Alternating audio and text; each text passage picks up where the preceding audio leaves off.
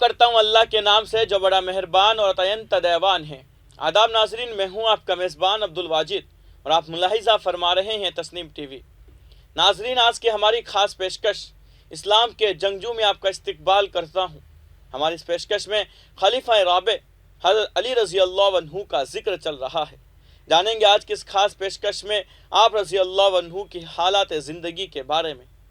بوقت ہجرت رسول خدا صلی اللہ علیہ وسلم نے ان کو اپنی چادر اوڑھا کر اپنے بستر پر لٹایا اور کچھ لوگوں کی امانتیں جو آپ صلی اللہ علیہ وسلم کے پاس تھی وہ ان کے حوالے کر دی کہ واپس کر دینا۔ چنانچہ آپ رضی اللہ عنہ نے ایسا ہی کیا اور بہت جلد ہجرت کر کے مدینہ منورہ پہنچ گئے۔ غزوہ بدر میں بہت کام نمایاں انجام دیے اور بہت سے کافر آپ رضی اللہ عنہ کی تلوار سے واصل جہنم ہوئے۔ غزوہ احد میں بھی بہت بڑی خدمات جلیلہ انجام دی۔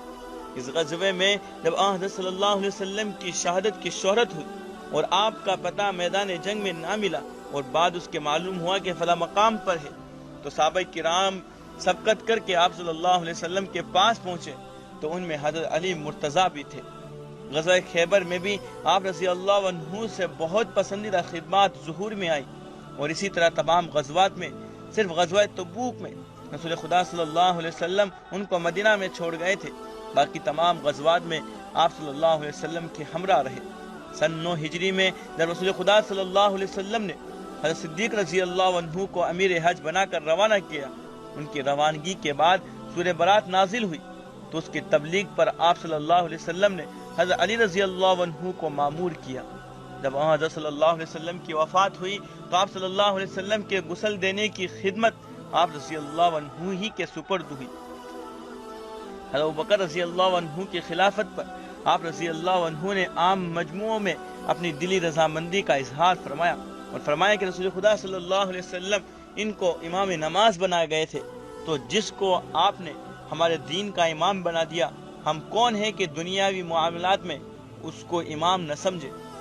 حضرت عمر رضی اللہ عنہ کی خلافت میں ان کی وزارت آپ رضی اللہ عنہ کے سپرد رہی اور آپ رضی اللہ عنہ نے ان کے ساتھ اپنے حسن عقیدت اور دلی محبت کا اظہار اس اہتمام سے کیا کہ آج روافض بھی ان باتوں کی تعویل نہیں کر سکتے۔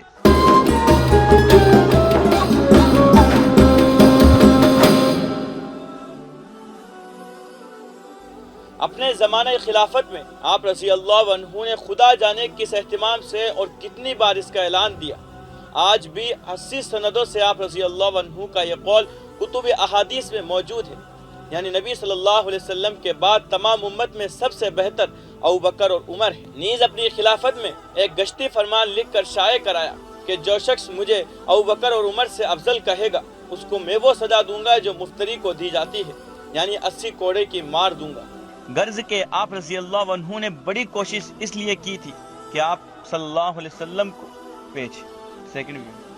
غرض کہ آپ رضی اللہ عنہ نے بڑی کوشش اس لیے کی تھی کہ آپ کو رسول خدا صلی اللہ علیہ وسلم کے ارشادات سے یہ بات معلوم ہو چکی تھی کہ آئندہ چل کر ایک فرقہ روافض کا پیدا ہوگا، وہ آپ کی محبت و پیروی کا دعویٰ کرے گا اور بہت سی بے دینی کی باتوں کو آپ کی طرف منسوب کرے گا، جس طرح عیسائیوں نے حضرت عیسیٰ علیہ السلام سے متعلق کیا۔ حضرت عثمان رضی اللہ عنہ کا جب بلوائیوں نے محاصرہ کیا تو آپ رضی اللہ عنہ نے سب سے زیادہ ان کی حمایت و حفاظت میں حصہ لیا، حتیٰ کہ حضرت حسنین رضی اللہ عنہما کو ان کے دروازے پر حراست کے لیے مامور کیا،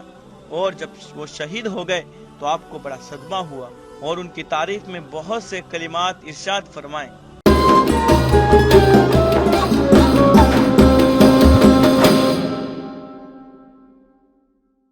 آج کی اس خاص پیشکش میں بس اتنا ہی، مجھے دیجیے اجازت اور آپ دیکھتے رہیے تسنیم ٹی وی، آپ کے میزبان عبدالواجد کے ساتھ۔ اللہ حافظ۔